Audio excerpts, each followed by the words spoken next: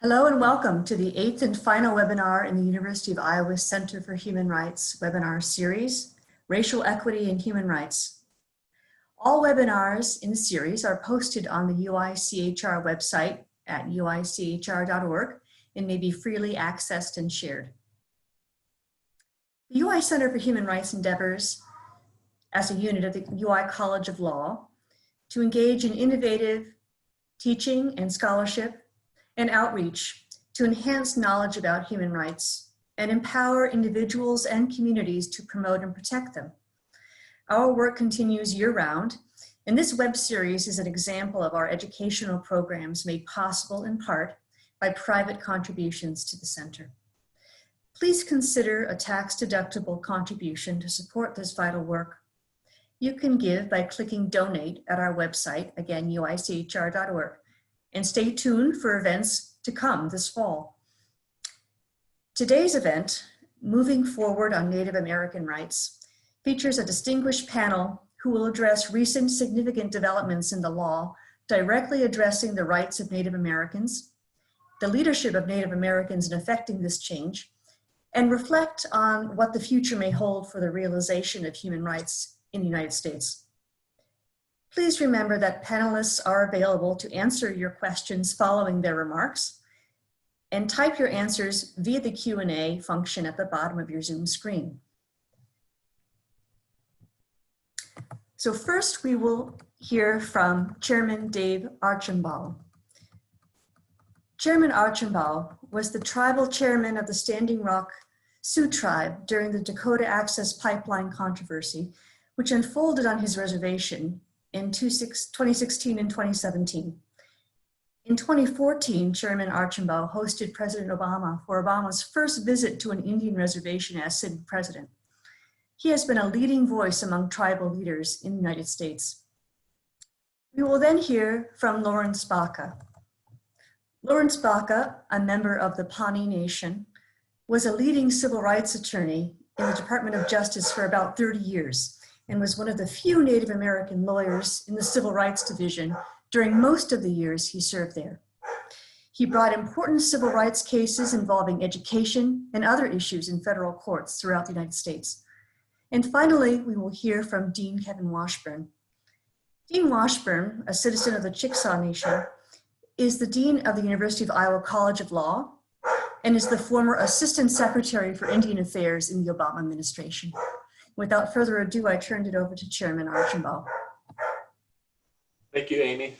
And I just want to say how honored I am of being a part of this distinguished group, and thank you for your invite. I just want to first start by just thanking the Creator for the blessing to have the Chief Justice Judge James Boasberg rule in favor of our case. And what he did was he ruled the closure of Dakota Access Pipeline. He asked that it be shut down and it be emptied while an environmental impact statement is being conducted. And this was something that we've been asking for from the very beginning. This is something that our tribe had great concerns with, and for good reasons. You know, it wasn't something that we didn't just say one day we're going to do it. It was a buildup of years, because we saw what the fossil fuel extraction industry was doing to the land in North Dakota, and it was our youth who then saw this pipeline coming and started to say, you know, we don't want this pipeline to threaten our water, our future, and our children, and the children who are not yet born yet. So when our children start speaking up, we start taking a proactive approach, even as far as back as 2015. And so when I start talking about the events, I have to reflect back on why our tribe wanted to stand up against this. There's a deep-rooted history in this country that fails to recognize Indigenous peoples as humans, and it's like 200 years. This treatment is over 200 years old, and we've been always raising concern, and you think today that things have changed, but it hasn't. Even in today's world, Indigenous peoples seem like we're forgotten. And so when we started raising concern about this project that was less than 500 feet from our nation, upstream in the Missouri River or Lake Oahe, the response I got from the government, U.S. Army Corps of Engineers, and from the company was, this project is necessary for this great nation. It benefits our nation. The benefit for us is in economic development. It's going to create jobs. The benefit is for national security. The benefit is for energy independence. These three things are what the reason the government and the company had for putting this pipeline so close to our nation. So I had to ask them to step on the brake and just think about what they said, because for 200 years and even longer, we have been giving for the benefit of this nation. We have been paying the cost, and we continue to pay the cost today for this great nation. And we don't really see the benefit. And so this pipeline is an infrastructure project, and a lot of infrastructure projects have came through our lands. And when they come through our lands, they change the way we live. And more than often, it's not for a better life. It seems like it creates trauma, and it's a harder life for us. So we have to ask, can you take an in-depth look at the impact that this project is going to have on our nation? An environmental impact statement is necessary, not just an environmental assessment, which was the Corps of Engineers was giving. So I gave the examples of what we have been paying for. And you could go back to 1877 when our story of origin, the Black Hills in South Dakota, where the Great Sioux Nation came from. They were taken from us for the interest of gold. And gold is used to back our currency. And this is what gave the country national security. In 1889, they start taking the little lands that we had left in an act called Dawes Act, or Allotment Act. And they took our lands in the interest of economic development. In 1946, not very long ago, we still have relatives who are alive that can remember the Pick-Sloan Act. And the Pick-Sloan Act created the world's largest dam project, 7 dams on the Missouri River. And the one dam that created Lake Oahe took over 56,000 acres of our most precious land on the river bottom. And people lost homes, livestock to the flooding. And so this dam was created. One of the purposes of the dam was to create hydroelectricity for energy independence. So here comes another infrastructure project that is threatening another change in our life. There's a real threat, regardless of the technology. This man-made pipeline poses a threat on the water that we all live with. And so we had to speak up. And when we spoke up, it was unfortunate that the judge at the time wasn't hearing us. It seemed like nobody was hearing us. Our voices fell on deaf ears, and for 4 years, it seemed like that we had no path forward until just recently in March, when the judge said he has to order an EIS. And the reason why he ordered an environmental impact statement was because of another case, a more recent case that happened with the National Park Conservation Association filed against the Corps of Engineers, the Semonite. And when that happened, that court case says you can't build power lines over the James River without conducting an environmental impact statement to see the impact on the communities. And so Judge Boasberg had inconsistent rulings. And so he has to change his heart and rule that this pipeline started. So that this pipeline stops and that we have a say. Now, that's my concern, is how are we going to have a say? Because this is not a total victory where this threat goes away. It is still there. There's a pipeline that's under the river.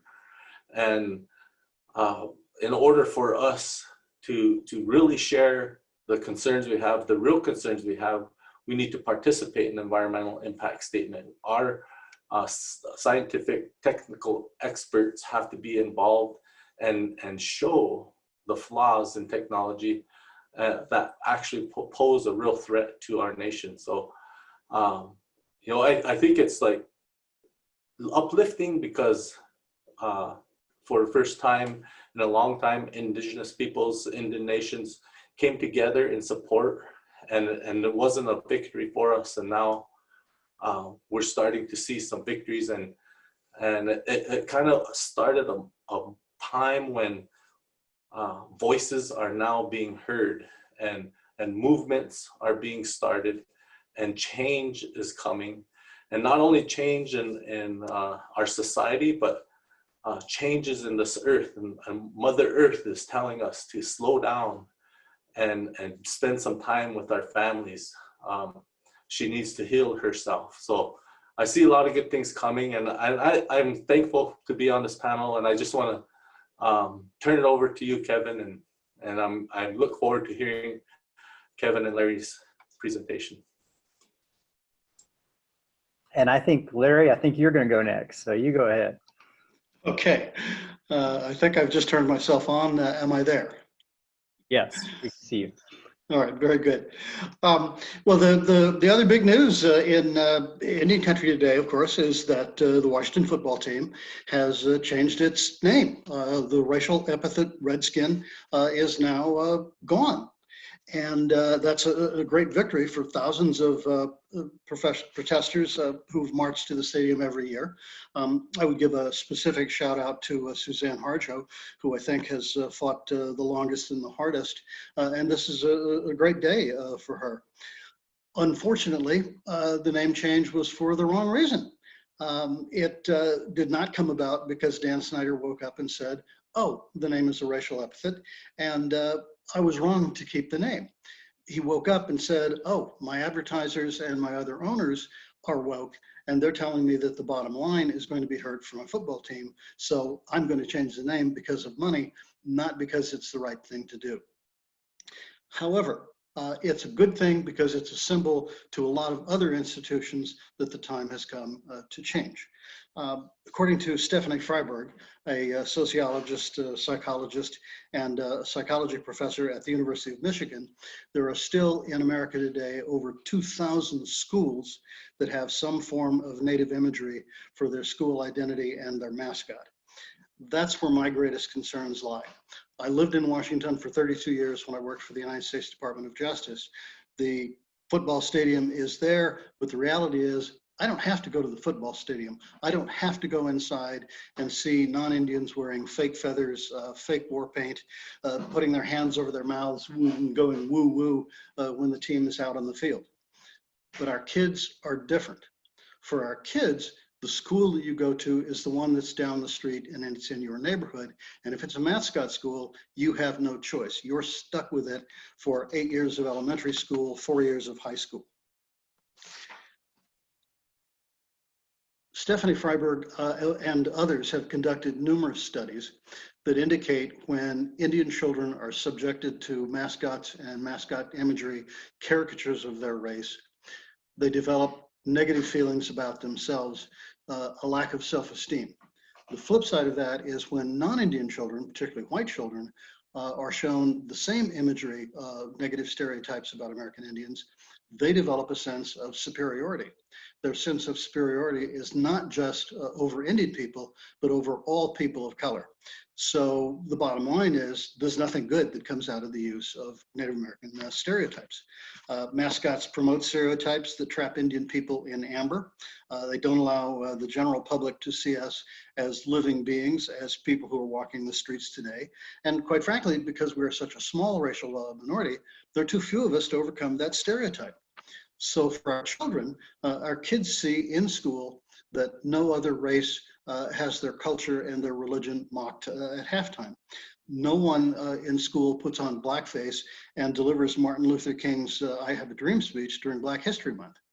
But during Thanksgiving, hundreds, thousands of non-Indian kids will put on red face or its equivalent and talk about Chief Seattle's speeches or speeches of other Native leaders. White kids will be encouraged to, quote, dress up like Indian, and it will be approved by the schools. Indian children learn early on that it's okay to mock our race, our culture, and our religious iconography in schools. For me, it's simply state-sponsored redface. In a world where we are ridding ourselves of blackface, we still have 2,000 schools promoting state-sponsored redface.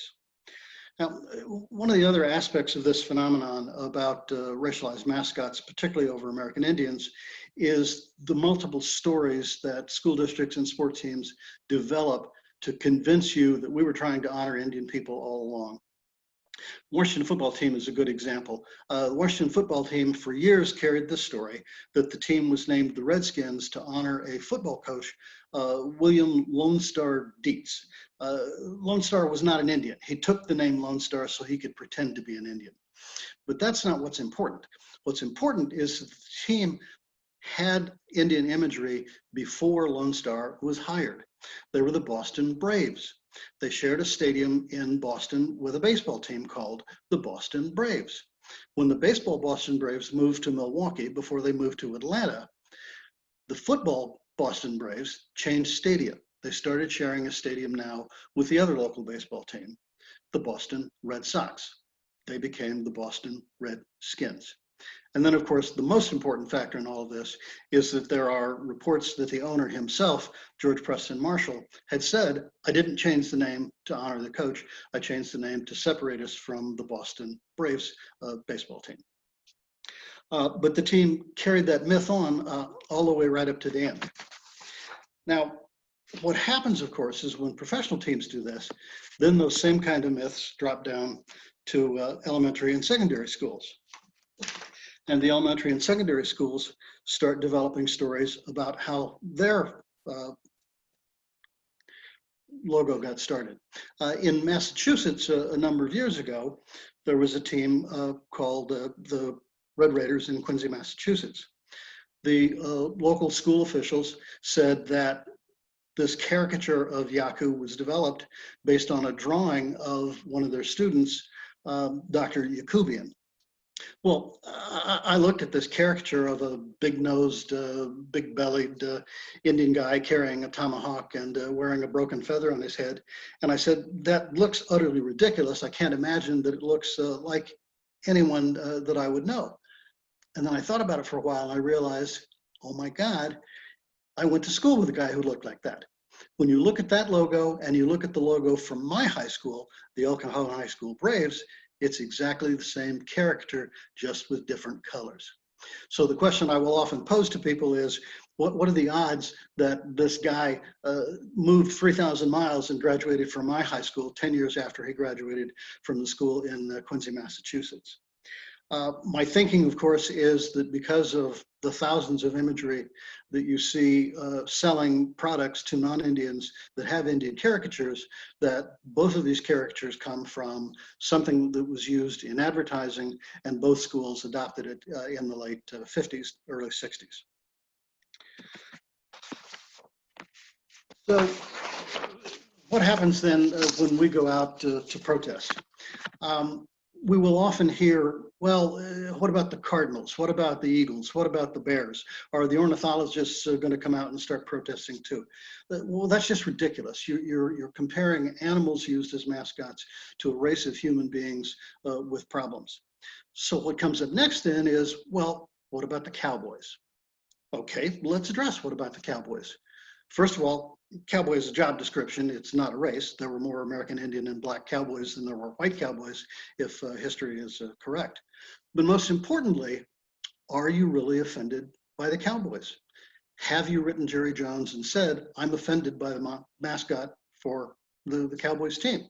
If you are, have you marched outside the stadium with a sign that says, I am human, not your mascot? If you want to do that, call us. Indian people will be there with you. We've been there. We know your pain. We've already got the signs. Moving over to one other group that I hear about all the time, the Fighting Irish of Notre Dame. And again, there's a dual analysis. First of all, the mascot is not a human. The mascot is a leprechaun. But that doesn't matter. The Irish are a group of people that have been discriminated against in America. And if they find it offensive that they're called the Fighting Irish, let's be there with them and supportive them. But the fact is, the University of Notre Dame also has always seen itself as an Irish, and so it was a self-definition. But again, it doesn't matter. If there are Irish people who are offended, let's line up, let's march around the stadium. Indian people will join you. Now, I have been to marches at Cleveland Stadium protesting Chief Wahoo. I've been to marches in Washington, D.C. protesting the Washington Redskins. So when you go to Notre Dame, be prepared to have beer poured on you. Be prepared to have coffee spilled on you. Be prepared to be spit on. Be prepared to be called racialized names. And most importantly, be prepared for fans to shout at you, go back where you came from. This, for me, is the absolute measure of the intellectual integrity of people who support racialized mascots about American Indians, is that they will shout at Native Americans, go back where you came from. All right, Dean Washburn, I will turn the podium over to you.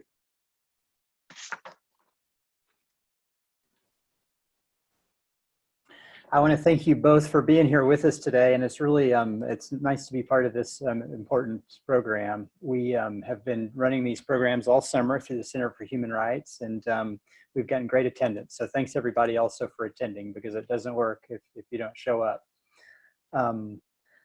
Larry, I'm still seeing Larry on my screen. I hope are you all seeing me? I'm assuming everything's okay. So I'm going to go ahead. Yes, Kevin, we see you just fine. Okay, it's just frozen up on mine, I guess. I want to just, my theme of my portion of this program, so moving forward on Native American rights, and the theme that I'd like to talk about is preventing erasure of Native Americans, and which is a concern that we have all had in the Native American community. You know, the Washington football team has gotten rid of its bad mascot. That's good. That's good, because that's a bad representation of Native Americans in popular culture. But we often fail to get recognized in appropriate ways as well. And so you heard Chairman Archambault talk about how it feels like we've been forgotten. He started that way, and we frequently feel that way. I'm going to share my screen because I'm going to prevent some PowerPoints, so you don't have to look at my ugly face for this whole time, but to illustrate some of my points. One of the ones that I want you to know, one of the points of the erasure concern is that Native Americans are really allies with African Americans, and we are so supportive of all the good efforts of the Black community and so many allies of the Black community to create racial justice in the United States. Native Americans are hoping also not to be ignored as the United States and states within the US take up a lot of important issues related to racial injustice. Being erased in this context is indeed a worry for us. And let me give you a sense of why that is.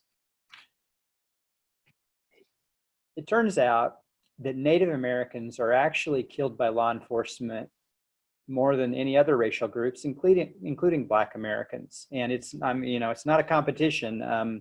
We aren't trying to win this one, but here's some data from the CDC looking at the years 1990 to 2015. And this was, I pulled this from a CNN article about that data, but there's a fairly elaborate report by the CDC on deaths at the hands of police officers, and Native Americans actually fare even worse than Blacks. And Blacks have, you know, there's been a lot of more high profile cases, and that's important.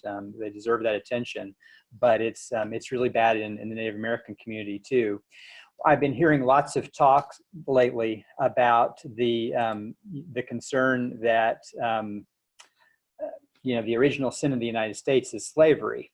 And I want to say that the United States has done a lot of sinning, because To the Native American community, slavery is just one of the original sins of the United States. Another has been its historic treatment of Native Americans, and that's also a serious matter for us at any rate.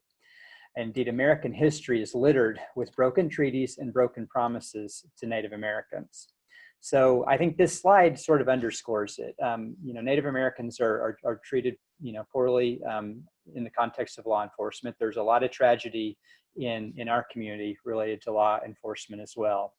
And part of this is because Native Americans are the poorest Americans economically. 5 of the 10 poorest counties in the United States are counties that are largely wholly within Indian reservations. So let me just show you another figure. And COVID-19, we know, has affected the Black community and the Latinx community more than it has affected, whites.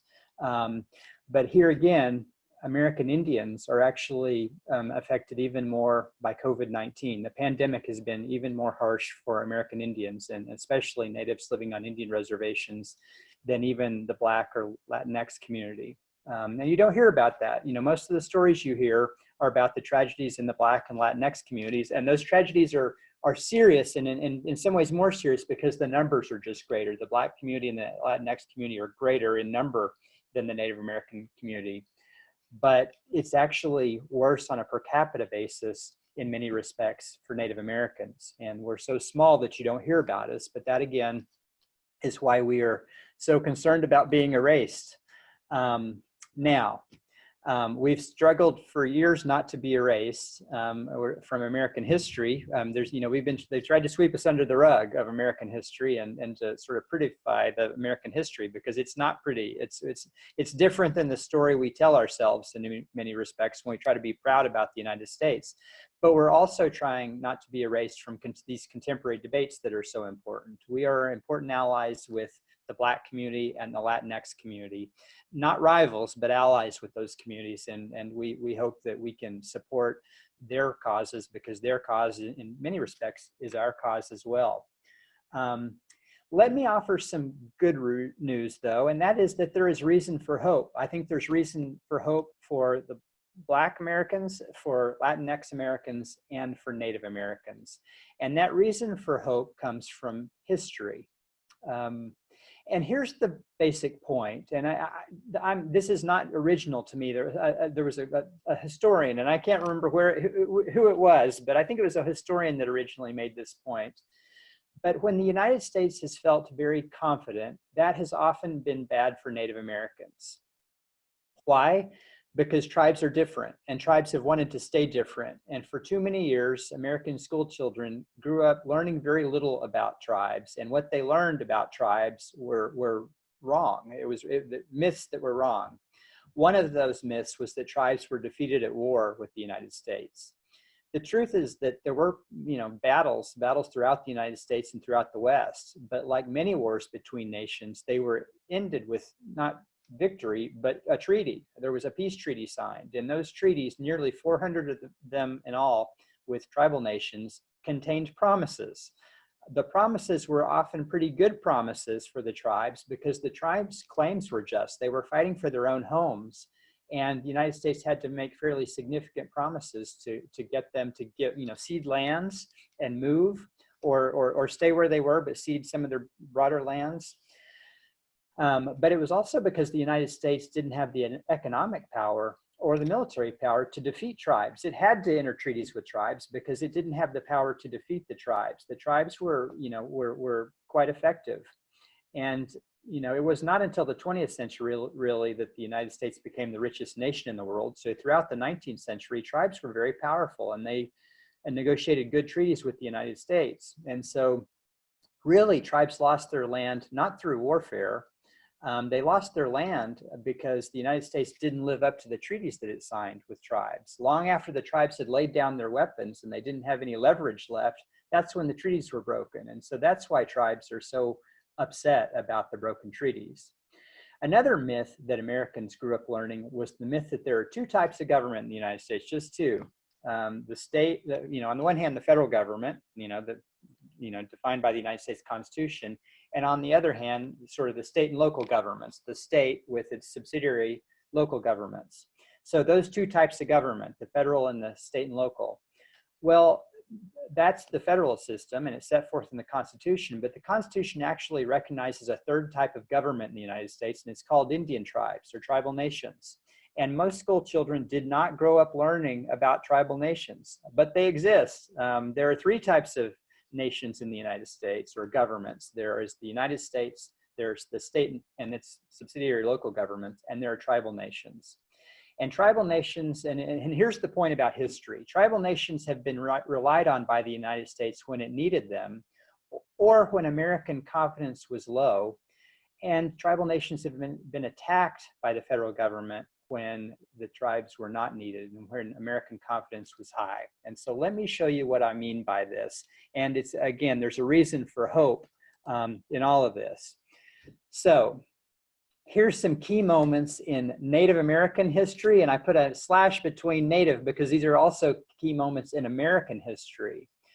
But one of the most important laws was the Indian Reorganization Act of the 20th century, at any rate. It was the Indian Reorganization Act, which allowed tribes and encouraged tribes to sort of reorganize and reassert their government status. And it's a federal act enacted by Congress. It was enacted in 1934. What was going on in 1934? Well, we were still in the midst of the Great Depression. The United States' confidence was low because we had been in a depression for about 5 years by that point.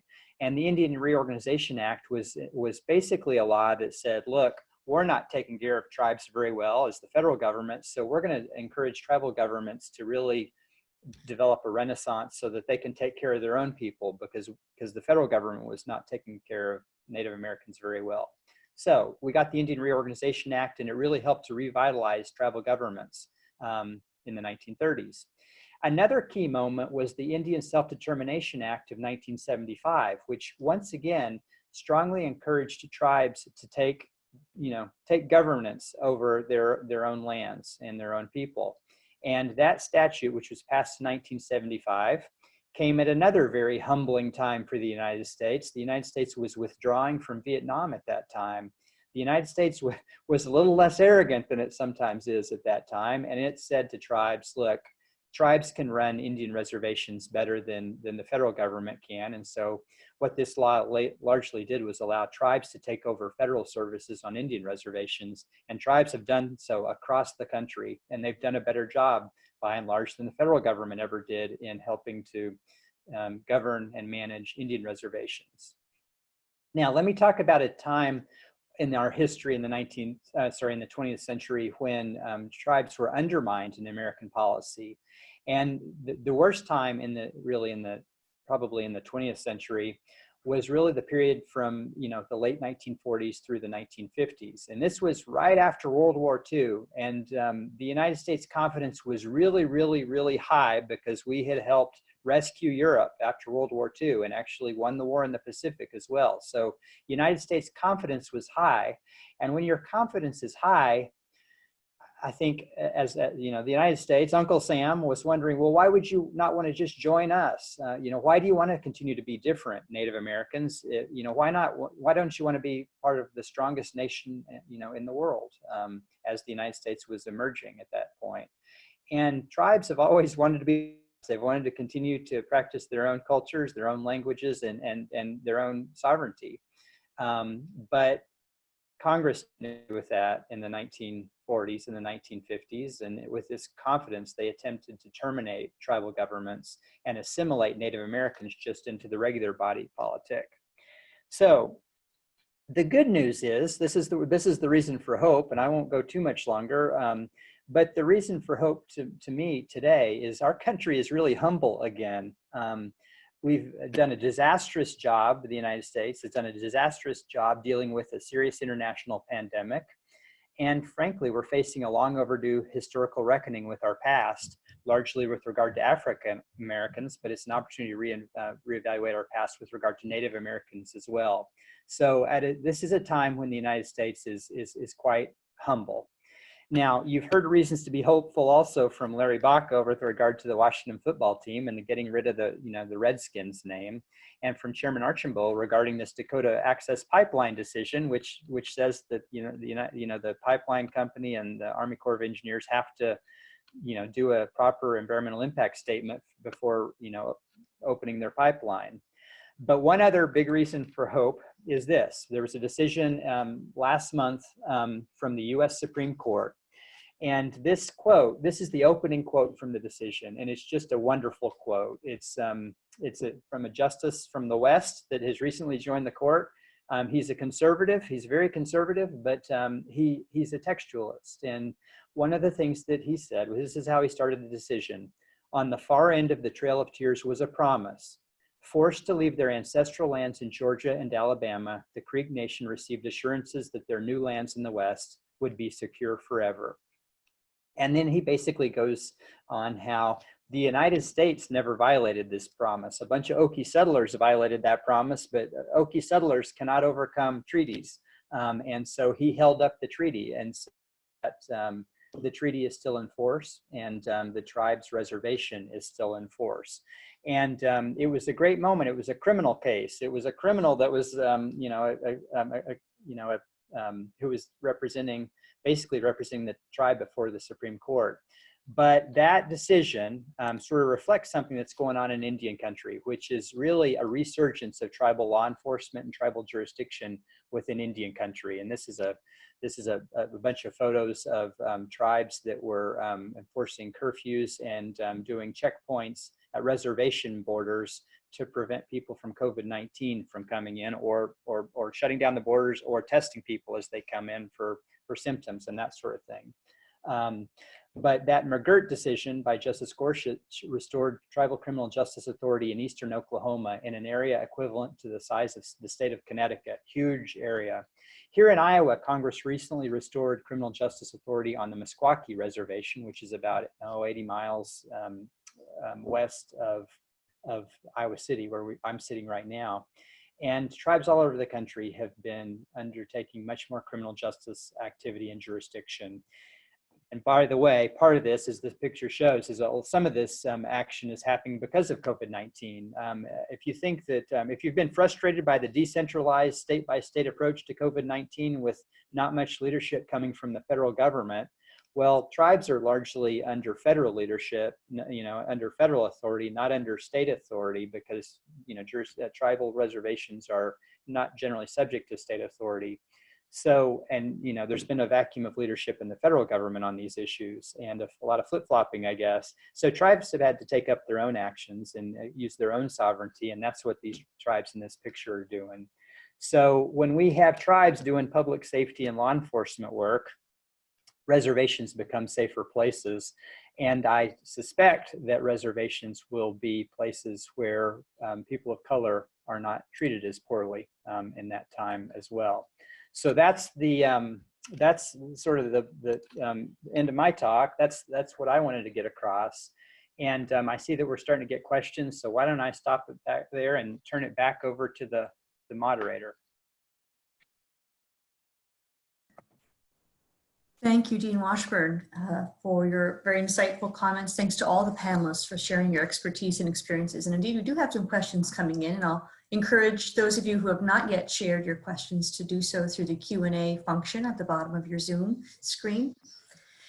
So I'd like to return for the moment to Chairman Archambault, whose experiences at Standing Rock, I think, are very informative of our moment, and invite him to share a bit more about the role and tell the story of the role of the people themselves of the Standing Rock community in the efforts to address the pipeline concerns, maybe compared to the role that others played, other types of organizational efforts played in that work.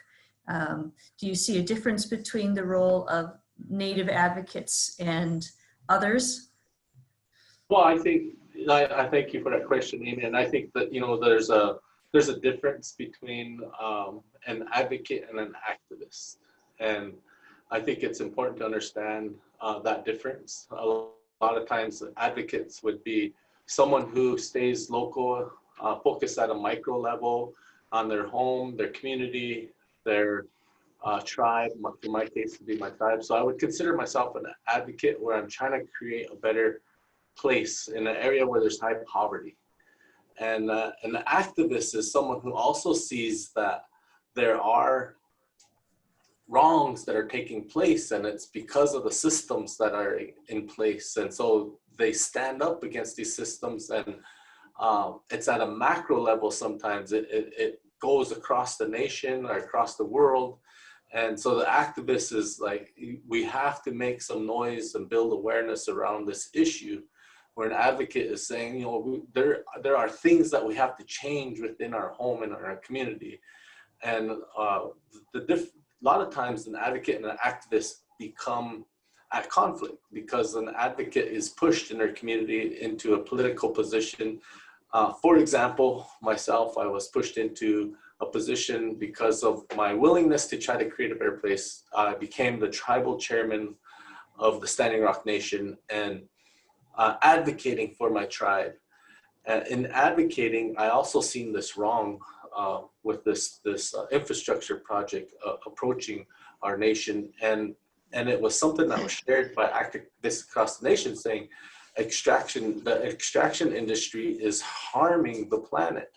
So when advocates and activists come together, both of our interests, if we meet at the same time, not in conflict, but in unison, for a short period, our efforts are elevated, and it's like a movement that elevates change. And that's what I think I witnessed and was fortunate to be a part of here at Standing Rock. A lot of people would consider me an activist because of what happened here, not knowing that I continue to live at Standing Rock, and I'm not, and I'm continuing to try to find a way to make our home a better place, our nation a better place. And I'm not going to wherever there is a movement taking place. I'm not an activist. I don't have an activist personality, but I strongly support activists, understanding that their willingness to work hard for change is the same effort and willingness that I have to make change. It's just a matter of coming together and making that happen. And it doesn't happen very often, but you're starting to witness some of that today, where you see law enforcement behaving wrongfully against people of color. And so activists are starting to make some noise to build awareness, and advocates, which I would consider politicians, are starting to realize that something has to change. We have to create some educational, redirect resources for educational relearning on ethnicity, and get something started where change can actually happen. And when we reflect back 100 years from now, we'll see that these two components came together, the activists and the advocates.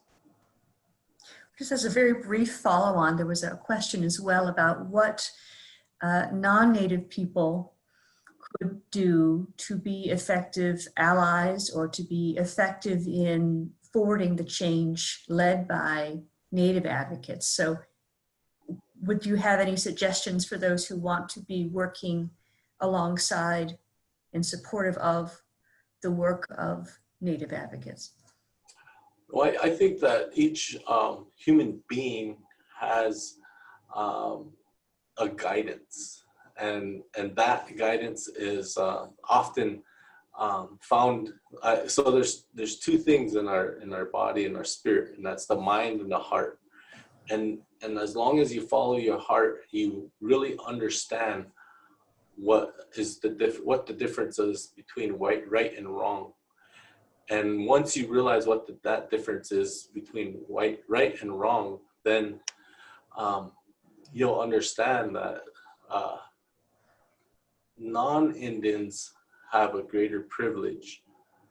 Our non-people of color have a greater privilege than those of color.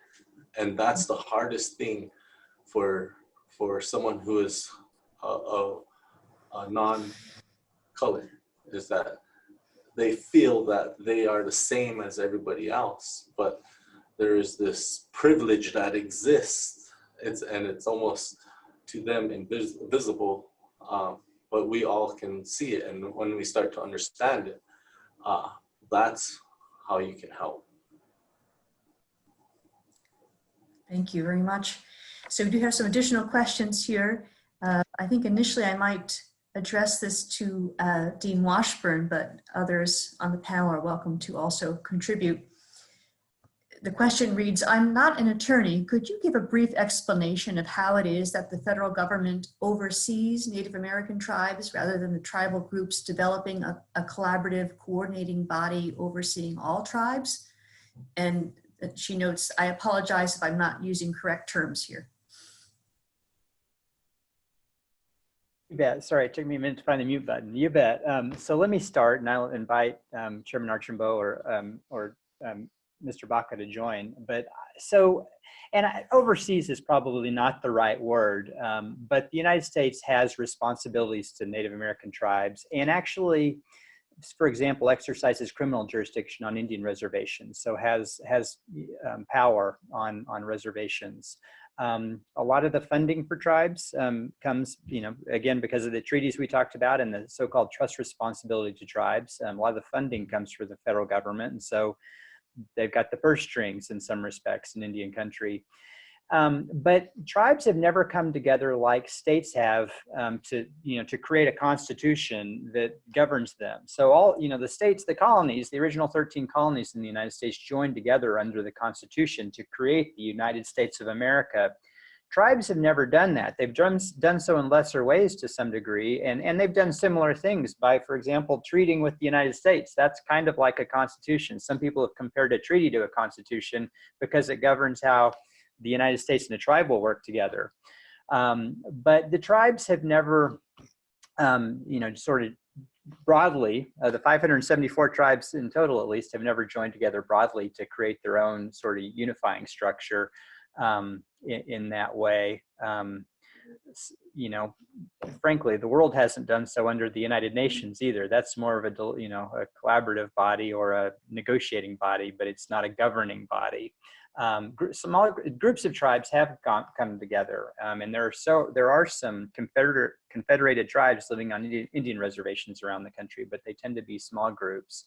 So tribes have maintained their independence to a tremendous degree, and federal law does not always recognize the independence or the sovereignty that tribes continue to assert. I guess that's the way to put it. Why don't I stop there and ask if either of the others want to add anything to my overly complex explanation.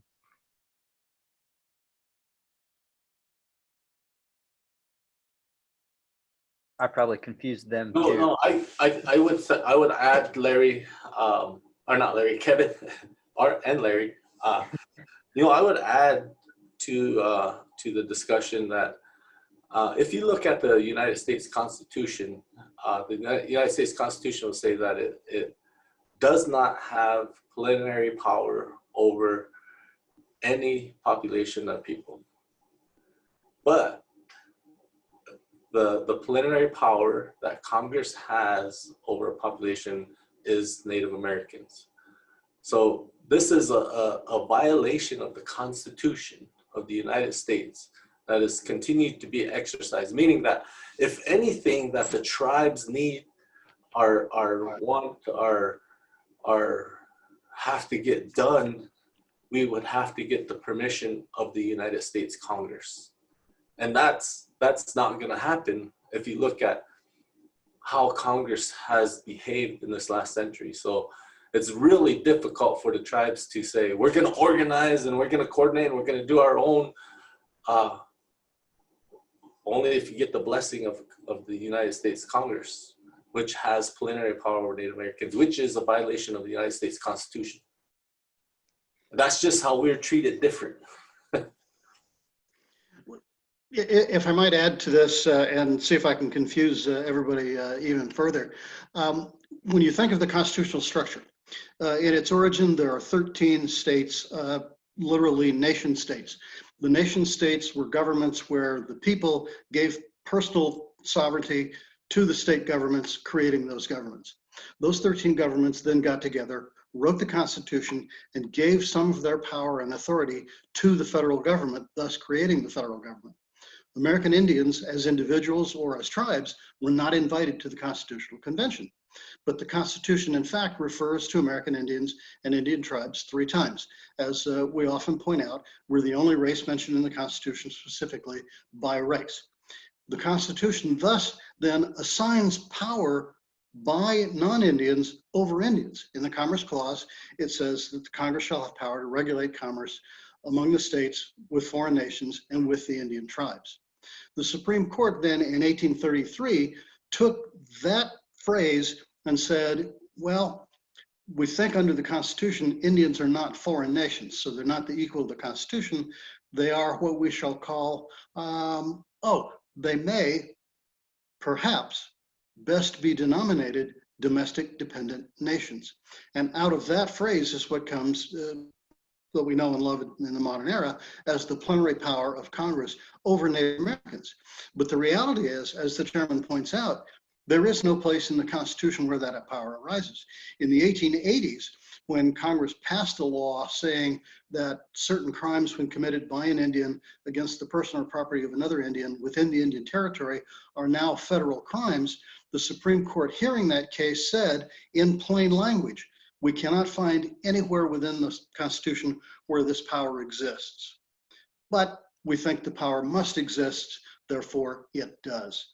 So in fact, the power of the federal government over Indian tribes is power that the federal government assigned to itself, that the courts have assigned to the federal government, that the constitutional writers assigned to themselves without Indian people being invited to the table to help write the Constitution and give up power. They didn't, it was taken. Military power, and then of course the Supreme Court has on more than one occasion said, well, the courts can't rule otherwise, the language being the courts of the conqueror cannot rule otherwise. Thank you. And I that one of our participants had an annotation here that Congress also has plenary powers over Puerto Rico and unincorporated territory. So that's an interesting side note. We have a lot of questions, and I'm afraid we're not going to be able to get to all of them, but let me move on with some others that have been coming in here. A question, I think, for a number of you, but I will begin with, I think, Mr. Baca. There's a question about the role that that nations have in addressing sexual assault against Native women, and wondering what progress is being made to address the very significant problem that continues. Actually, Kevin is probably in a better position to respond to that. I know what I know from what's in the news. Native American women are assaulted at an incredible rate, a much higher rate than other individuals. One of the problems with the criminal jurisdiction aspect of Indian country is that the Supreme Court has also ruled that tribes don't have jurisdiction over non-Indians committing crimes on Indian reservations. Now that law has been amended, and so tribes do have some authority to exercise over non-Indians or people who are Indians but not members of that tribe. And that is starting to change the problem that you recognize. But unless and until the federal government fully weighs in with the financial ability to create tribal policing systems and court systems that have the base to respond to these needs, American Indian women are going to continue to be assaulted and murdered and disappeared at a rate higher than any other race in the country. Yeah, let me add, Larry gave a great answer to that actually, but I will say that the missing and murdered Indigenous women and girls issue is something that, tribes are really focused on, and there's progress being made, but there's a lot more progress that needs to be made. So in the Violence Against Women Act of 2013, that's what Larry was referencing there when he said that tribes have gained some limited foothold of jurisdiction over non-Indians, because non-Indians were learning that they could move onto Indian reservations and abuse women with impunity because they couldn't be prosecuted. The tribe couldn't prosecute them, and maybe the state wasn't interested in prosecuting them, or if it was the federal government didn't see it as a serious enough case. So one of the things that's happened is there's a bill called the Vawa Violence Against Women Act Reauthorization of 2019 that passed the House and is kind of stuck in the Senate at the moment. But it would expand to even more crimes for tribes to undertake, where they could prosecute Native American men or violators, or they could also prosecute non-Indians. And that's what tribes need. They need more authority over the people that commit offenses on their reservations. And so that law, I think that it's likely to pass in the next Congress, if not in this Congress. I'm hopeful, but tribes are trying to take on those issues themselves. And that won't solve the entire problem, because some of the problems are women in urban areas, which tend not to be Indian reservations. And so we need the state and the federal government to step up to address that problem too. But that's the worst kind of erasure of Native Americans. The women, and mostly women and girls, that have been murdered and have just gone missing or been murdered. And so real strong efforts in Indian country to address that problem, and tribes are really in favor of addressing that problem at the federal level. Thank you. And here's a question that is open to all of you. You could perhaps take turns. This is from someone who identifies as a member of the Potawatomi Nation. Could you speak to the impacts of assimilation, and what has the government done to help over the past several years to assist tribes in restoring culture, language, etc.? So I'll start, but Larry or Dave could both speak very well to this as well. So, it's up to tribes to maintain their culture, because, the federal government isn't very good about doing that. So one of the things that, I'm worried about with COVID-19 is we're losing a lot of our elders. That's, it's really tragic across Indian country, because they are the keepers and the teachers of our tribal cultures. And, as tribes can be governmentally assimilated, or Native American people can be governmentally assimilated, and they can be culturally assimilated. And frankly, I'm fairly assimilated myself. I mean, Larry too. Larry spent 30 years in the beast of the federal government, and I've spent a fair bit of time there myself. And, trying to work in that culture as well as with our own cultures. And so all of us are assimilated, at least to some degree. Dave Archambault speaks pretty good English. So assimilation is sort of a fact of life in North America in 2020. But there are tremendous efforts to continue to move forward our tribal cultures and our tribal languages, and to revitalize those things. Why don't I turn it over to Dave or Larry to add to that? Well, following up on Kevin's observation that he and I are both pretty well acculturated and mixed race, I grew up here in Southern California. I live in San Diego now. This is the town I grew up in, 1,000 miles away from my own tribe. Culturally, the only other Pawnee that were in the area were relatives, a couple of aunts and uncles. And so I have routinely described myself to audiences when I speak about race in America and the American Indian experience.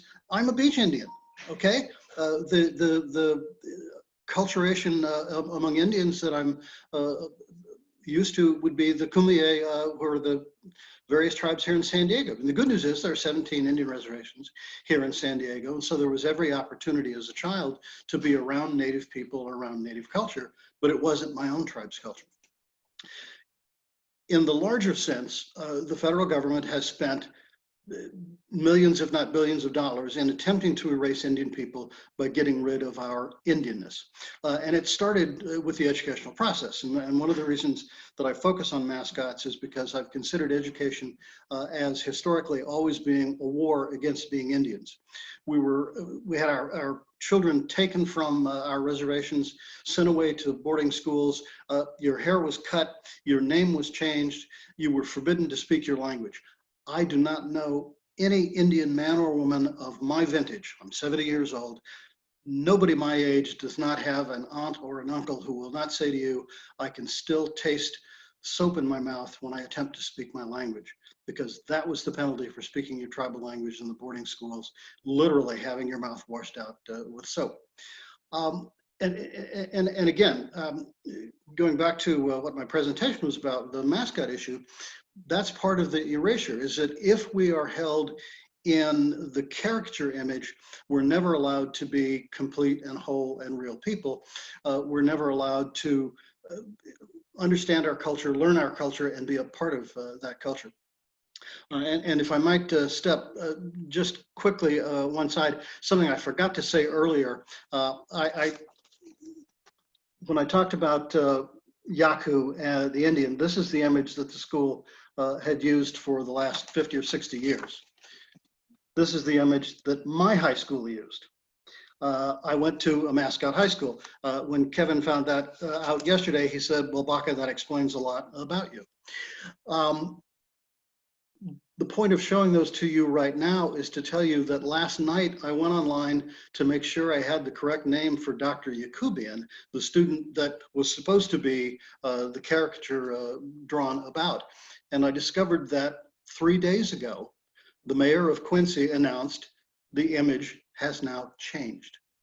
Mr. Yaku will remain, but he no longer has a feathered headdress. He no longer carries a tomahawk. He is now dressed in a Revolutionary War outfit, and he is now white, not red.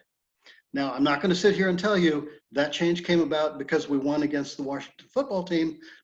It's just a coincidence. I'm afraid we're going to have to wrap up our conversation with many unanswered questions, but a lot to think about. I'll point all of our attendees to our website, where we will be posting additional resources shared by the panelists for your review and edification. And I also want to encourage you to share this webinar with others who weren't able to attend once it's posted to our website. Thank you again to our distinguished panel, and we wish everyone a good afternoon. Thank you for inviting me. Thank you all.